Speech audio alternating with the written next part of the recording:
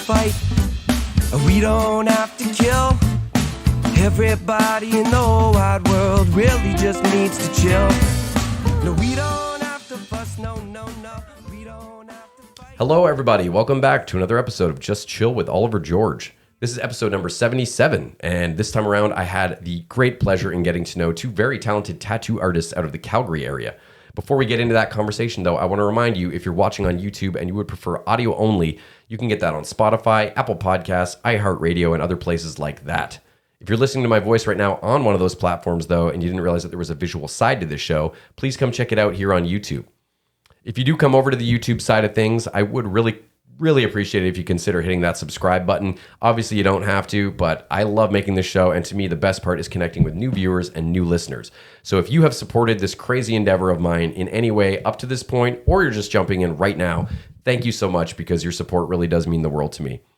Finally, if you want to reach out to me, maybe you've got a cool guest idea for the program or some general feedback about the show, you can hit me up on social media or send me an email at justchillpodcasting@gmail.com. If you're messaging me, let me know if you have any interest in one of these holofoil stickers with the show's logo on it, and I will send you one free of charge. Now back to this episode. These guests were so fun to talk to. I'm talking about Kerrie Anderson and Tony Croxen. Now, as I mentioned, they are tattoo artists out of Calgary. Kerrie is an established tattoo artist, and Tony is her apprentice. But in addition to that, they are also each other's significant others. So I thought that made for a really fun interview dynamic. And as I said, just such lovely people. I consider them fast friends. As soon as that conversation was over, I couldn't wait to hang out with them again. I hope we do it again. And they were so nice in indulging all my questions about the tattoo industry, from proper cleanliness and sterilization practices to how the pandemic affected them to fads in the tattoo industry. We talked about so much stuff, and it was really eye-opening. So I really hope you enjoy this as much as I enjoyed talking to them. Thank you so much for your support. Thanks again. I have definitely some fun questions for you guys. I haven't gotten a tattoo myself in over a decade, but I do very much appreciate the art form and, the opportunity to express yourself as an individual through tattoos. So I wanted to start off, though, because Kerrie, you've obviously been doing this longer since Tony is your apprentice. I wanted to know, how did you initially get into it and decide you really wanted to pursue tattooing as a career? Well, I actually, I was a barista for 7 years before I started doing it. And I started working for this company called Tokyo Smoke. Oh, nice. And I got hired as the lead barista, but you kind of gotta be all for lying to customers and like upselling their stuff. And I personally didn't believe in it. So I got fired for not being able to sell a pipe that doesn't work. But I ended up winning this contest with a local shop, which was where I apprenticed at, but I won't name it because it didn't end very well. Okay, fair. But what ended up happening was I got like 14 hours worth of work done from armpit to armpit. And then my ex-husband was like, why don't I just buy you some stuff? And I was like, okay. And then the guy who was tattooing me was like, well, if you're going to learn, I'd rather you do it here and not just like, at home on your fuzzy blanket with your cat. And I'm like, well, don't judge, but that'd be dope. But I get it. So yeah, it was just that. And then it was like a lot of, I've been drawing my whole life, and like I would take ballpoint pens and piss off my dad by like drawing on my jeans and my skin. And I'd come home with like Sharpie all over my arms. And when I got hired as an apprentice, I was like, oh, people actually want my work on them. That's dope. I guess I could do this forever. Yeah. Well, it sounds like you've always been visually artistic, so it's maybe a long time in the making, but okay. Well, first of all, I think it's cool because you were like, can Tony come on too? And you guys are in a romantic relationship as well, I understand? Yes, we are. Yes. Okay. So I was going to say that's a bold move because this is going to be on YouTube forever, not unlike getting a tattoo of your spouse. So I actually wanted to ask you what you think of that when people get their spouse's tattoo. I'm personally I'm personally not comfortable with it. Like, I don't tattoo someone's like spouse's name on them. I'm like, I don't want to be offensive, and it's not a judgment on you.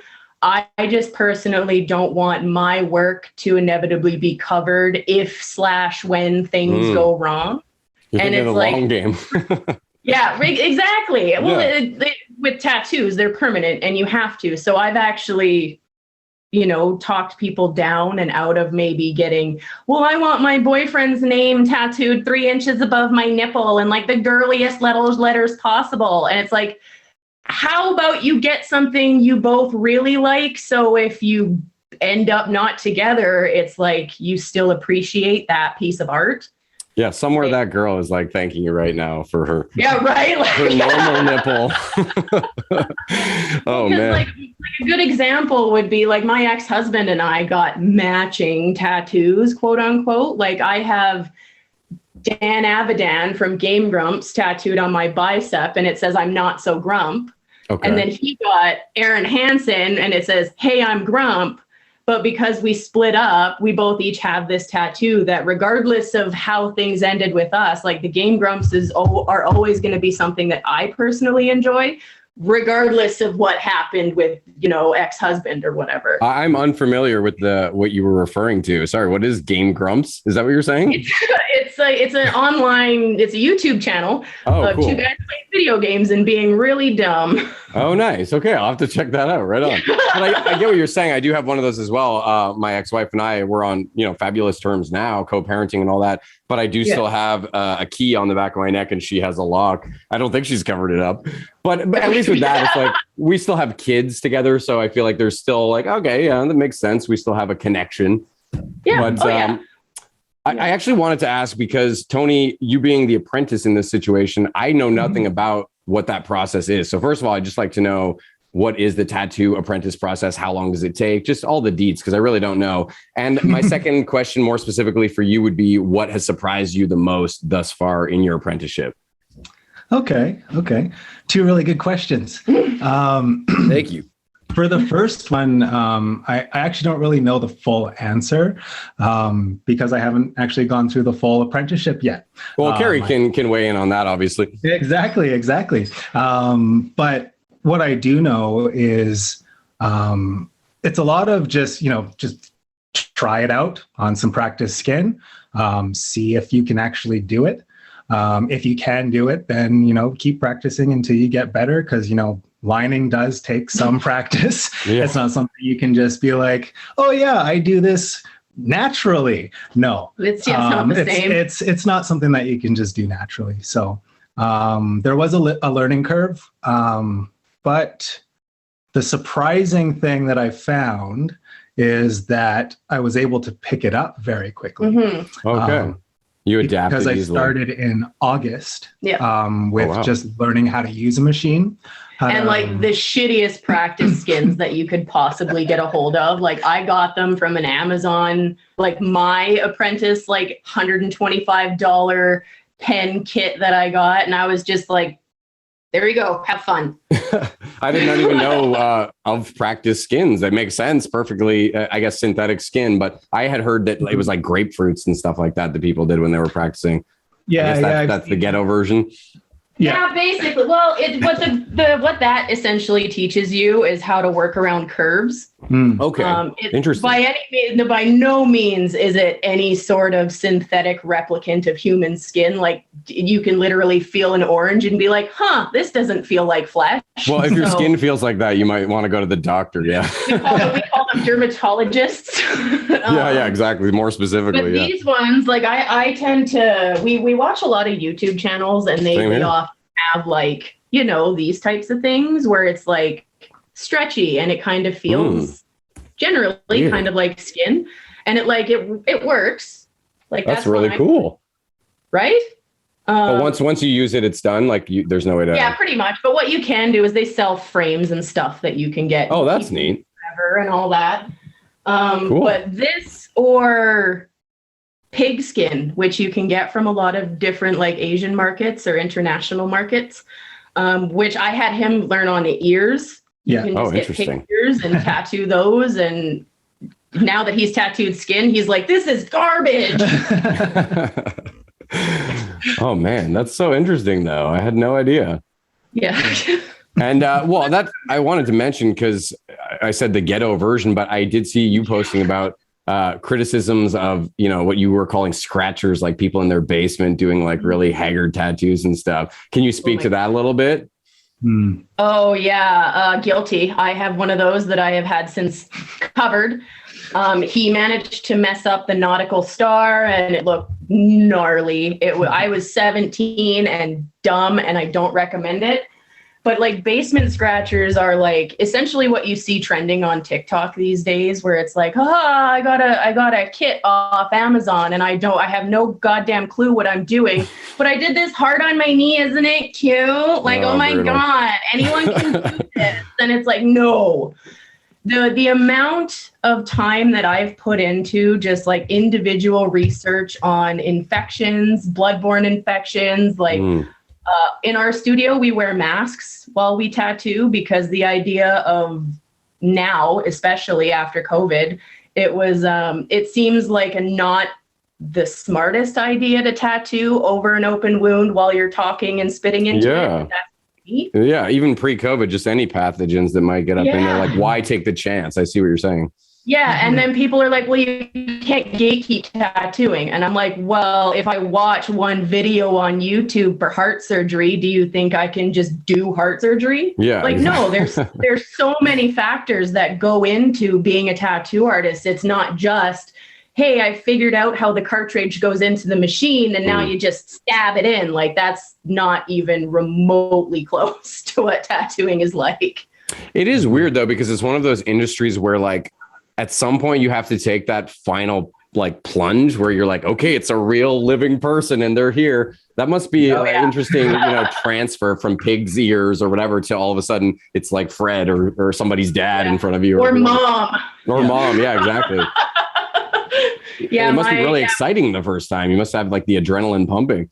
Oh yeah, my hand was doing one of these. Yeah. While trying to run the first line, which is always a good time. I'm sure that's very comforting for the person getting tattooed. Well, yeah, you're holding the machine above the skin, like. Well, do you like for the first time? Do you get like a friend or somebody? I would assume. Oh yeah, like I like because I've been tattooing for 4 years now. What I did was I was like, anyone who's a regular client of mine, more than welcome to come get a free piece. Like people that I personally know sit really well or have that attitude of like, yeah, fuck yeah, put Pickle Rick on my shin for no good reason, that kind of thing. So it was easy to get him practice ones, but what we've learned so far is that being a male trying to get clients is a little difficult. Oh, interesting. Start when you're a girl, it's easy because you just throw your face up there and they're like, hey, she's cute. I'd let her tattoo. I'd let her prick me. Yeah. No, I get what you're saying. That's totally, as opposed to a guy like, well, there is that stereotype of some creepy male tattoo artists for sure. And more and more of them are getting called out on social media for being like total creeps. Like, I've been at the hand of artists like that who like messaged me after I left the appointment, like, I want to impregnate you. You're so hot, kind of shit. Like, how is that ever aligned to send to anyone ever? I'm like, there's a very specific demographic of women that like being spoken to that way. And I do not follow anywhere near it, like nowhere. And so I was like, he got called out for multiple people doing that to multiple people. And it's like, you got to be really careful with who you're going to, because I could be like, yeah, I've been tattooing for 13 years. You would have no idea unless you like went to look at my Instagram page. Yeah. Because at this point, literally anyone could be a tattoo artist. That's funny. I was going to ask you, if you complete an apprenticeship, do you get some sort of documentation that elevates you from the scratchers? You know what I mean? Well, there is genuine interest from a lot of scratchers. I just don't think they have the resources or. Oh, I wasn't trying to shit on them as much as I'm asking. Oh, no. I'm just trying is to. There like a governing body of tattoo? You know what I mean? You think there would be like the National Tattoo Academy where there's some sort of like, you're official, you know? Well, it's more like. It's like an imaginary thing. Like my personal experience was I tattooed pigskin for 3 months. My mentor told me I was good enough. And then I started tattooing people. Like it wasn't even a choice for me. Weird. It was, I feel you're good enough for this. So you do this. And I said, cool, you're going to fire me if I don't. So we'll just do it this way. So when I left, what I ended up doing was I ended up reteaching myself a whole bunch of stuff. And now it's like night and day compared to what I was taught to me teaching. Like I never got a congrats. You sat through 3 years of torture with someone who had no idea what they were doing. Like, that's cool. What I have is I have my business license and I have my Alberta Health Services approval, which is like, I have my bloodborne pathogen. I'm like CPR trained. Like I have everything. And I'm awesome. too paranoid to not have that stuff. That's the way to do it though, because when you're telling me it's kind of like an imaginary thing, I think that can be, you know, disconcerting for some people, especially with the permanence of a tattoo. Like a lot of people are scared getting their first tattoo. So having those kind of accreditations on in your space or whatever, I think that's really going to be comforting for a lot of people. I'm just surprised though. It's if you don't, honestly. Sorry? It's a huge red flag if you don't have those things. Like fair. It's literally part of the business license before you get it. They literally make you sign papers that say, you know, you have to have this up on the wall. That's it. You don't get a choice. You have to do that. Yeah, as it should be. It's like if I walk into a tattoo shop and it doesn't smell like soap or like hospital grade cleaner and there's no Alberta Health Services or any health services or a business license, just walk out. Like don't say anything. Just that's all you need to see. Yeah, right. Well, it's cool though. Like in the sense that you were saying someone taught you and they kind of fucked up. I'd like to think that in some cases, like you're doing this apprenticeship now, that it's going to be done the right way. And it's kind of like a Padawan thing almost, or like Karate Kid, you know, like I do like that in as much as I think that there should be official accreditations. I like the symbolism of like passing the torch to the next generation of tattoo artists. Yeah. You know? And that's where I think a lot of the trends tend to take away from that, because it is a very long time that people in general have been tattooing. It's an all over the world ancient thing. Yeah, thousands and thousands and millions of years.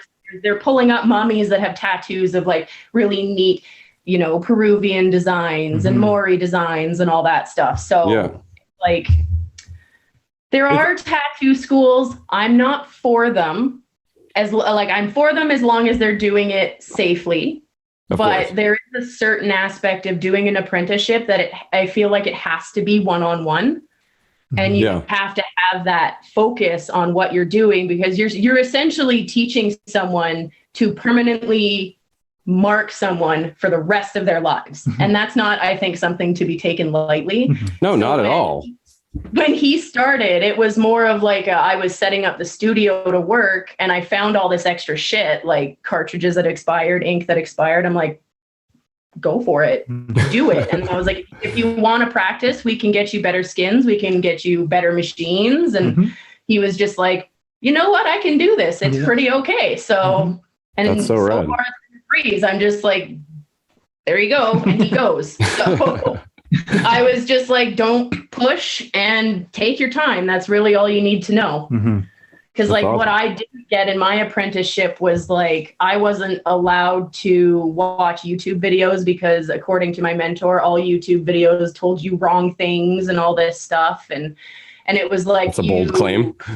Right. I'm like, I've learned so much watching YouTube videos, and it's not so much that they're teaching me. They don't teach you right and wrong. They teach you what works for them. And then they say, do with it what you will. Yeah, you can take what works for you. And exactly. And that's essentially how I did it. I'm not going to be like, here, you have to hold your machine this way and you have to pack ink this way, because that's just not how it works. Like no one is going to hold a pencil or pen the same way that you do. So the expectations have to be dropped. Yeah, exactly. Every single person is unique. Exactly. And no one can be taught the same way, like none at all. I'm a very like, for me personally, it was tell me how to do it and I'll do it myself. Like show me the general idea and I'll figure it out. And with him, it was pretty much the same idea and he just went. Yeah, it sounds like you just hit the ground running. Yeah. Yeah, he just literally just, I don't even think I could dig out his first skin. Like we did a side-by-side of Luigi from Luigi's Mansion. And it was like, he'd been doing it for months already. Oh, wow. That's so cool though. Like, I mean, I don't even think everyone could do what you guys are doing, because it's kind of like some people would say don't shit where you eat or whatever, like that working with your spouse could be kind of, troublesome, but you guys seem to have a great chemistry and this is all positivity I'm seeing. Yeah, well, it's more just like you really got to like who you're working with, which is why I'm like, I have a lot of inquiries from, artists all over the city who are like, well, you have an apprentice now. Would you consider doing it again? I'm like, please stand by. Whoopsies. Yeah, these Zoom interviews can come with a few bugs. Normally I leave the little glitches in, but I actually lost sound and video was fucking up for about 20, 30 seconds. So I didn't want to bore you guys with that. Instead, I decided to bore you with this explanation. Now, back to the podcast. Uh-oh. Oh, there you go. Now I can hear you again. There we go. Okay, no worries. We can always edit it back. Yeah. Okay, yeah, so for just in case I edit that, something went screwy. Here we are back in it. Yeah. I want to know what's the weirdest tattoo you've ever put on someone's body? And also, you kind of touched on things you wouldn't tattoo, but I'd like to know like things that you've refused, other things. And also, actually, in that vein, I was curious, like if someone comes and asks for like a swastika, are there actual laws against tattooing that on someone's body? In Germany, yeah, you can't have that kind of shit. Well, that makes sense in Germany, but it should be everywhere. So much, like, you'd honestly be surprised how often that inquiry gets asked. I was actually just telling Tony and his client earlier, like one of the weirdest experiences I've ever had was this Iranian guy came in. And he was very aggressive and very rude. And he's like, I want ISIS across my chest in bold black letters with a swastika to go right here. And I'm like, fuck no, there's the door. Have a nice day. Like, wait, are ISIS and swastika even like, aren't those conflicting? Probably, I would assume.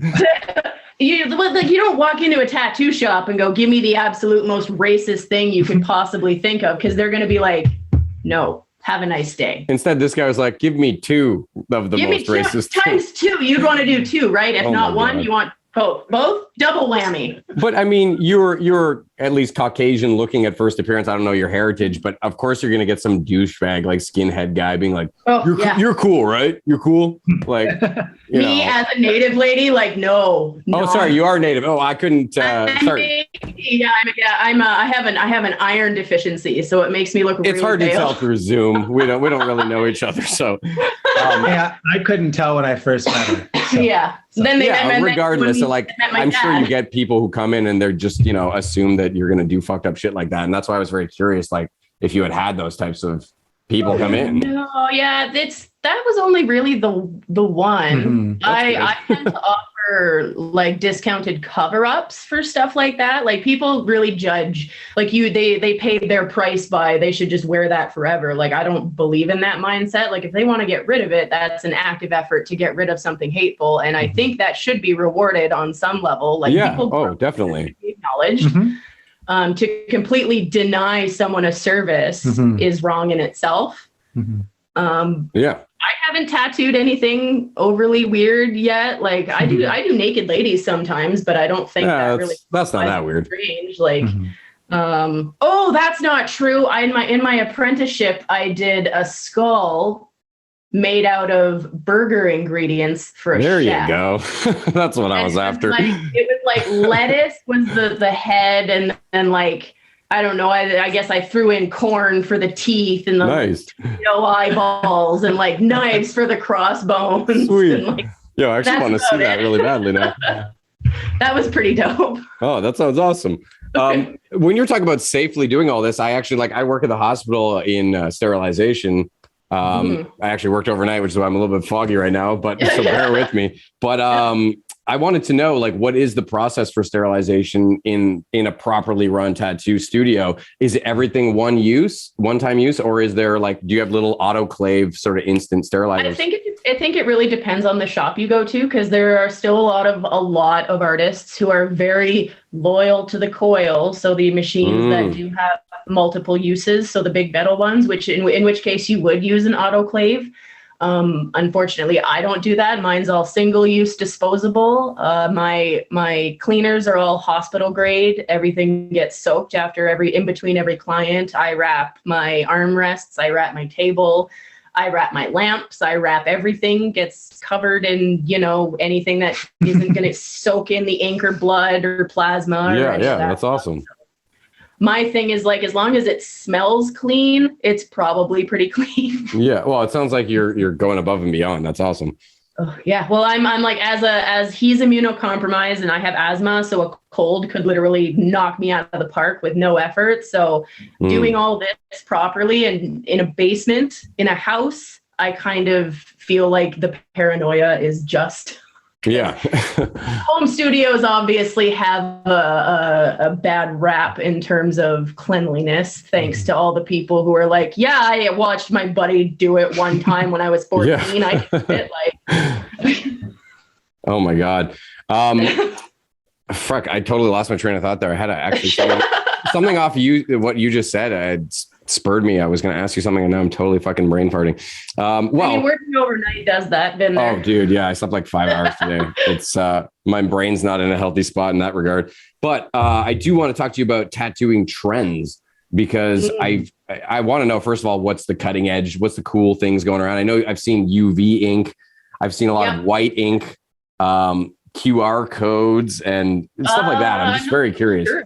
QR codes. I haven't seen QR codes. No, maybe I made that up in a dream. I don't know. Well, like I've seen it, but I'm always like skeptical that they're real because video editing is a thing. But the trends right now are like, we're moving into the tiny tattoo territory. Okay. And more people are coming out with these like PSA type things like, well, yeah, your tiny tattoo isn't going to heal real good over the last 2 years or over 2 years. So you're going to have to get it touched up. And like, that's cool. But I do believe that trend is going to die out once people realize that they're constantly touching up these like quarter-sized roses, or like butterflies that are dime sized. And it's like it takes an immense amount of talent to tattoo that stuff because it is so fine. And as you can tell by my goggles, that's not where I excel.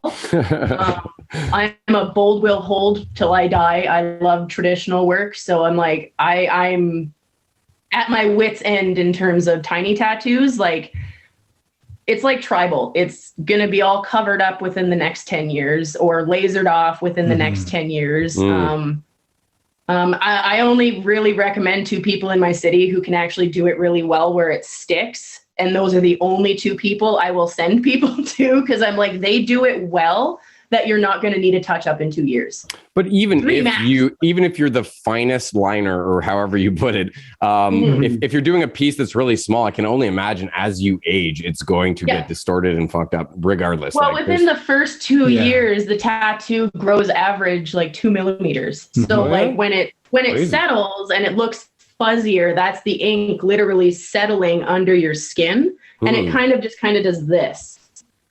So, and there's no way to get around that? Are there techniques to kind of mitigate that or no? No, it's just because that's where the sweet spot is, right? Because if you go too far up, then the ink doesn't stay. And if you go too far down, you're going into the fat cells. And that's where like blowouts happen, where that's where like the really big fuzzy lines come into play, where you can see the clear line. And then underneath, it's like really cloudy or blue or green. Okay, yeah. That's where all the ink decided to be like, what's up? I'm going everywhere. Like... I've noticed with, I got this one when I was really, I guess, 21, I want to say. And if I'm in the kind of situation where I've got like goosebumps, I've noticed that like I can feel the thicker black lines have like a raised edge to them. But I always wonder if that was like meant that I got a bad tattoo or that he didn't do something right, or if that's kind of normal. The idea of a bad tattoo at this point, I think, is like moot. There's no such thing as a bad tattoo. I've seen some of Steve-O's. I don't know. Because there's a new style that's coming out called ignorant style. So it's like intentionally shitty looking. Oh, really? Or like intentionally dumb looking. Weird. And I personally don't believe there are bad tattoos. I believe there are bad tattoo artists. Which in my brain, the way it works is a huge difference because you can always fix a tattoo. You can't fix a tattoo artist. Oh, that's for the most part. Yeah. That's all up to the tattoo artist. I'm learning because I've been in the industry since I was 17. So 15 years I've been in the industry. Damn. And then 4 years tattooing. I've seen all the trends. I've seen all like the boys club dudes come and go, like, and all the boys club ladies who act exactly the same way, but they have boobs and stuff. So it's more just like I lost my train of thought too. Mine's just That's okay. That makes me feel way better. One trend, I don't know if this is really a trend, but just like a weird tattooing thing that I always thought was kind of crazy is people who get like the sclera of their eyes tattooed, like black. Oh my God, don't ever do that. Don't okay. ever do that. Yes, please give me info on this. That is, I have seen more horror stories than good ones for that. And the few people I've met who have tattooed their sclera have been like, don't ever. If I could take that back, I would never do that again.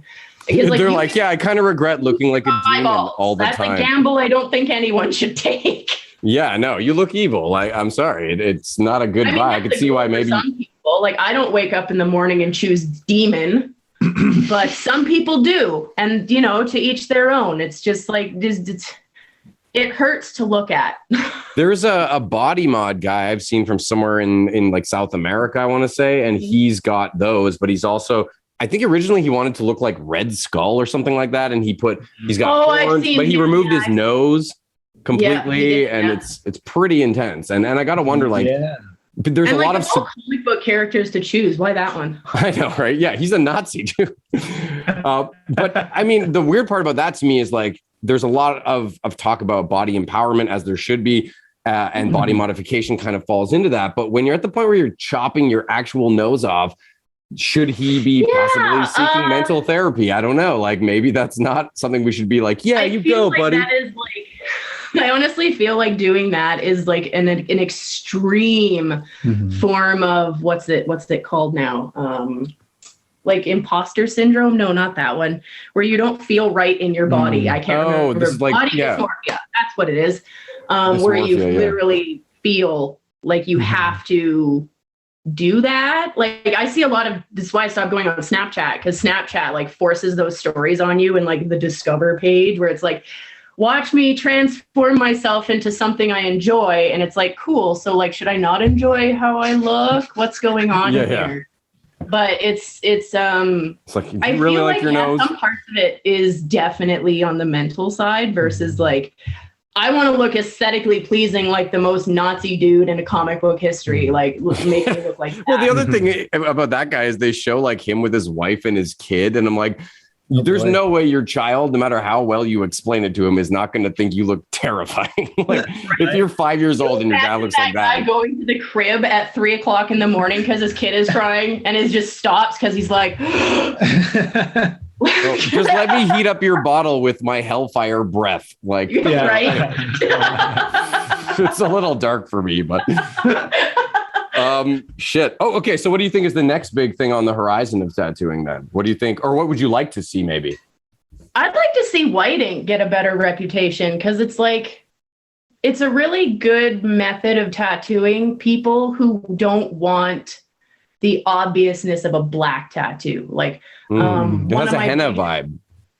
Pardon? It has like a henna vibe to it from what I've seen. Yeah. So like I specialize in it. I wouldn't say that. It's just like I like doing them because the goal isn't to have a tattoo for everybody. It's a tattoo just for that person. Yeah. Because it's never going to heal white ever. It just heals to a few tones lighter than your skin. So it's more like a decorative little scar. Without having to get a brand. One of my biggest clients who gets mostly white tattoos, she got because she wasn't allowed to have darker tattoos because she was like the CEO of a big garbage company, which she's not anymore. So now she's obviously getting all the dark ones, but she's like, it's good that you offer something like this for people who can't necessarily get such visual tattoos, like job stoppers, for example, like on their hands and stuff. What's that called? Sorry, if you get it on the hand. It's just like it's job stoppers is what job stoppers. Okay, yeah, sorry. Stoppers, okay, well, I used to eat gobstoppers, the candy, all the time, and that's what I thought you said. I was like, oh, I could go for a gobstopper right now. But yeah, no, or like I'm really enjoying the blast overs where it's like people have existing sleeves underneath, so they end up getting just black work designs over top so that you can still see the original sleeve in between all the lines and stuff. Oh, weird. I think that's a really cool way of dealing with tattoos you don't want to look at anymore versus like, I want to sit through 25 sessions of laser therapy. Like, well, I was going to say, how do you how do both of you feel about cover-ups versus laser removal? Yeah, maybe let Tony fill this one. I feel like I'm leaving you out. Oh, no, not at all. I feel like it depends on the person realistically, because every tattoo has its own story. And we don't really know if there's maybe a really negative history with that story or something like that. So maybe lasering is the better option for that person, or maybe there is no negative situation. So and they're just like, I just want something else. Yeah. So then, there's no like negative stigma in the tattoo community of like, oh, you got lasered. Like we could have covered that up. Most shops will actually actively encourage it, especially if it's older, darker pieces. We will say, maybe 1 or 2 sessions of laser might get the ink up enough that we could cover it safely without risking the original tattoo coming up underneath. I would think it would be really stupid and for a tattoo artist to be like, oh, you got laser. Like that person obviously has more skin for more tattoos, which means more money to spend. So like, why would you shit on that? Yeah, really.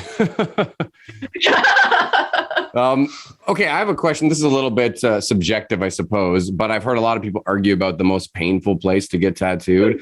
And I also feel like you kind of have to have gotten tattooed all over your own body to even really speak to that. But what would you guys kind of weigh in on that? What is the most, brutal I'll let spot? you speak on this. Yeah, he's not as covered as me. No, but you've probably both seen reactions of people getting, but again, I suppose the reactions are very varied depending on the people, but yeah. Personally, my spot I can't stand is the top of the foot. I have a daffodil for my grandma on the top of my foot, and that's just going to fade into a turdy looking brown blob because never again will I sit through that. And that's just because like wearing shoes and socks, I guess, just gets rid of feet. It was the worst hour of my life getting it done. Like you can't wear shoes after. My foot was like 3 times the size than it normally was. Like I couldn't walk. I couldn't even wear flip-flops, which is like my thing. Whoa, crazy. But this is coming from someone like I literally tattooed my own cuticles. I've tattooed my own fingers, my own shins, my own knees. I've tattooed the top of my own ankle. Like, wait, how do you tattoo your cuticle? Yeah. You went under the nail? Oh, okay. So right by. Okay, I thought you meant like you somehow got under your nails. Some of them, a couple of them I did because like I was a machine and it like bounces off your knuckles. So I was like, it felt like setting my fingertips on fire after slamming them in a car door. Like it was awful. Well, they look lovely. I'll say that at least. I know you clearly endured some pain on those ones, but yeah, it looks really cool. Oh, well, thank you.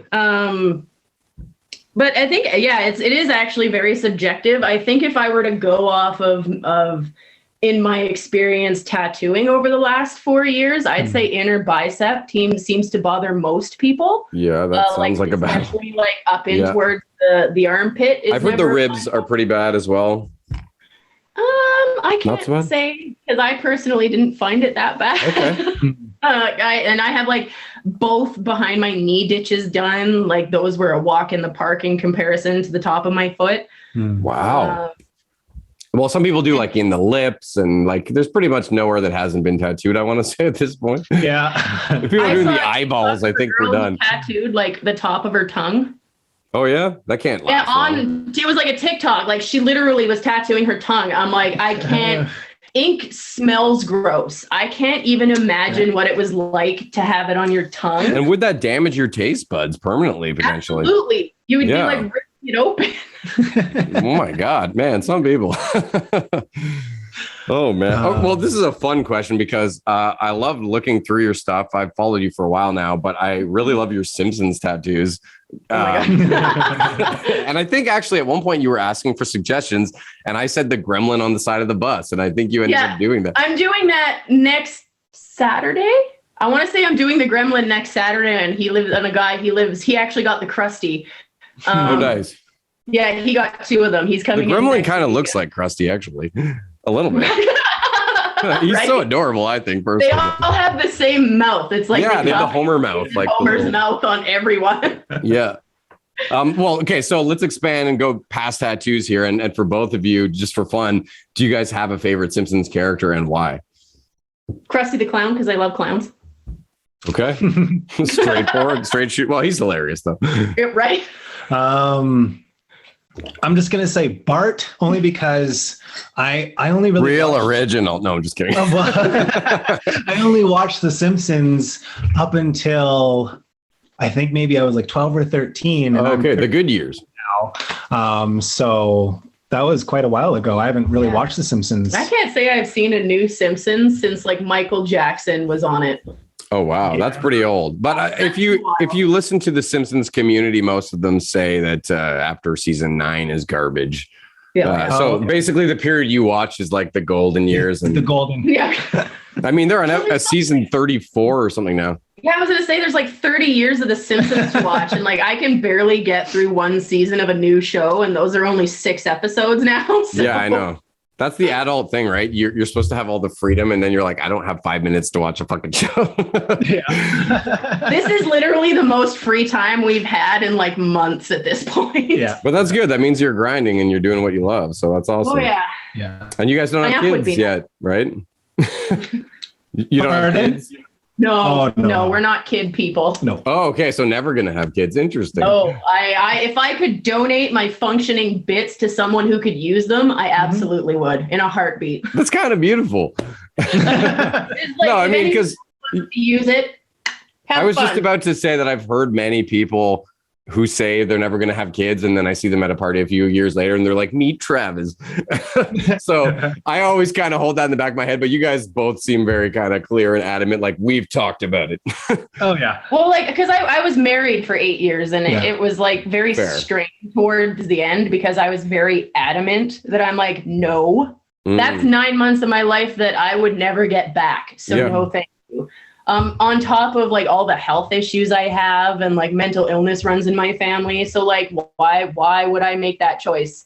Yeah. I even talked to the gynecologist about just like taking it all out. And they literally said that my partner has to sign off on it just in case he wants kids. Oh, but if he did, then they can do that? They can just take Oh yeah. Well, they're concerned. I didn't know you could get like a willing hysterectomy. I thought it had to be like, you know, or you just... Oh yeah, it's either sorry, I wasn't planning on talking about this, but it's interesting. Well, yeah, it's either the man has to sign for it, or you basically have to be dying. And I'm like, what if I just don't want to deal with it? Yeah, why does the man have to sign for it? That seems a little bit I'm sorry, he's ancient. not the one that's growing a watermelon-sized creature inside his body. Like, why? You have a say. Yeah. Yeah, it's very weird that the man has to sign off. But I say that as like the states are trying to reverse Roe v. Wade. So like, I guess I can't be that surprised. But yeah, that's a whole other conversation. Jesus Christ. Right? Oh my gosh. And the amount of dudes who weigh in on that is just like... Yeah, I honestly even feel bad bringing it up right now, because usually if I say anything, it's like, ain't my business. Like, that's what we should all be. You, the podcast host, like maybe we should switch topics. Well, no, I mean, I think discussion is important, but at the same time, when it comes to that topic, I'll basically bow out it. I don't have a uterus. It's not really my call, you know. But you know, a bunch of old white dudes seem to think that they can do whatever they want with people they've never met. Well, I've seen that parallel being drawn between a bunch of people who are like, you can't put like my body, my choice, no vaccine. And then it's like your body, my choice when it comes to abortions. Yeah, I'm not going to wear a mask or get a vaccine, but you're not allowed to have an abortion. That's disgusting. Seems wildly out of balance. Yeah. Oh, man. Like, I'm sorry that abortions aren't contagious. Like, yeah, exactly. Oh my God. Yeah, there's no long-term abortion. Well, I guess I was going to say there's no long-term abortion, but they're all long-term, which is kind of a long-term COVID was what I was trying to draw. Anyways, wow, yeah. Maybe I'll have to edit a few things out of this one. No, honestly, it's been so fun talking to you guys. I think I covered most of what I was going to ask you guys, but I did want to know like how the pandemic affected the tattoo industry, because it must have been pretty brutal. Like the comedy industry, it's like one of these things where you need people to make it work, you know? Yeah. You can't switch to online tattoos. Yeah, he didn't start until after like the mess of lockdowns, but the lockdown started at the beginning of 2020. And I'm a by appointment person because I book so far out.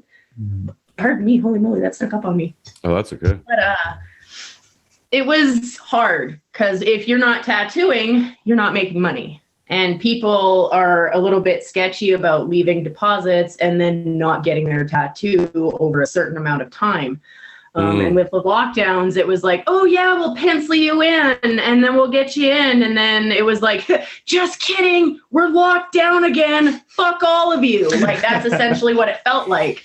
But like you could go to a bar and drink until 10 p.m. But I wasn't allowed to have one person in my studio with masks on and tattoo them. That's wild. Because apparently that's how you spread COVID. It's you don't catch COVID between 10 a.m. and 10 p.m. at the bar. You don't catch COVID then at all. It doesn't exist in that time frame. Like I don't get it. But it was like that actually, if I can interject, that was something that I had always said when they were trying to get the comedy clubs going again. And obviously part of me supported that, but I was always thinking at the same time, like maybe alcohol and masks and like trying to get people to keep masks on is not a good combination. Right? Like what are drunk people known for? Following rules diligently. Like, no. Oh yeah. Like I'm sure the guy that just hit on your wife is definitely gonna lose any and all inhibition or common sense. Yeah, this will go great. Yeah, it seemed like a broken system, but well, I'm glad that you guys are at least able to finally be coming out of that. I don't know. You guys are in the West Coast, so maybe it's we're probably worse in Ontario, I think, with restrictions still. But you guys are, as far as I know, there aren't any here. Okay, cool. So you guys are able to tattoo back to normal. Yeah. Okay. Yeah, awesome. we haven't had a lockdown since last summer. I think we locked down after Stampede for like 2 weeks or something. And then they were like, well, this doesn't work, so we'll just stop. And that was it, basically. They're like, well, it's the Stampede next weekend, so fuck this. Yeah, right? You can't catch COVID at the Stampede. It's outside. What do you mean? I've never been. I'm sure it's fun, I guess. I don't know. I've always thought it was weird that Canada has like one strip that's just like, yeah, we're going to be cowboys. It's like, okay. Like some guy came back from Texas like 100 years ago and was like, hey, these hats are pretty cool. And then it just caught on. It's very weird. That was essentially what the West, Alberta, cowboys. That was it. But now it's like the Chads and the dude bros and the girls with jean skirts who are just like, I have a cowboy hat. I got it out of a kokanee box. So I'm a cowgirl. So we avoid downtown for those 10 days because it's like the tourists come out of the woodwork and they are a nightmare. And it's just like my old place of employment was downtown, like 2 minutes away from the Stampede ground. So you get the drunkards coming in being like, I want a tattoo of a horseshoe on my ass. And we'd be like, stumble your ass out of the door and have a nice day. Like, bye. If I hear yeehaw one more time, I'm going to stab somebody. Exactly. I'm going to throw hands. Yeah. Yeehaws and yeets and whatever else. Oh my gosh. Yeah. And then the sex tapes and all the littering, and they literally like gather up all the homeless people downtown and like ship them off somewhere so that you don't have to deal with the homeless. And it's just like, wait, is that actually a thing? Oh yeah. Are you kidding me? They corral people and. Oh yeah. You won't see homeless people around downtown Calgary with Stampedes around. They're like holed up in the drop-in center and Alpha House and In From the Cold and like the Okay, I'm not gonna lie. I'm kind of hoping in some way that if this is happening, there's a guy on a horse kind of just like, all right, like, mosey on, and he gets them into the pen. Oh my God, that's terrible. I think it's more like it's something the city does to keep up appearances for Stampede. That's dirty. That's a dirty move. Weird. that all the buskers come out from the woodworks, and they'll go out and busk on the outside entrances and whatnot of the Stampede, but you won't see any homeless people anywhere, anywhere. That's It's brutal. So, there's like some guy dying from a heroin overdose, and there's just a guy juggling in front, like, no, nothing to see here. Yeah. playing his guitar, singing some Johnny Cash. Oh man. Yeah, I think that's why they Well, we'll have to look it up and see what they actually do. But yeah, during the summertime, during Stampede, yeah, you don't see them around very often unless you're in like the drop-in center or the safe injection site, which is all kind of the same area downtown. The not so yeehaw Crazy ones places. working down there though. What was that? The not so yeehaw places. Yeah. The not so Yeah. places. This is not yeehaw enough. This is very kind of a bummer. The vibe is not yee or ha enough for No, me. exactly.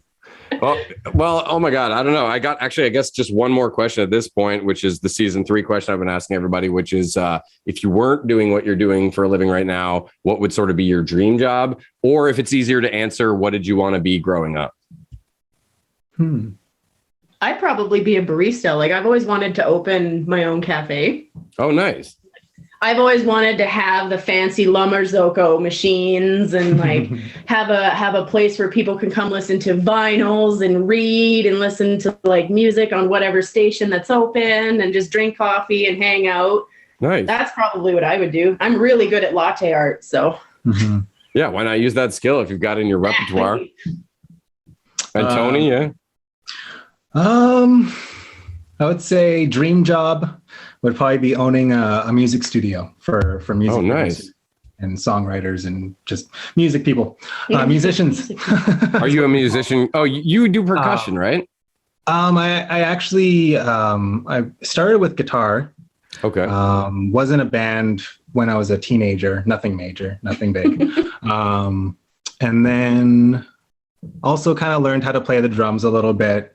I do have a cajon, which is I've seen a video of you jamming out.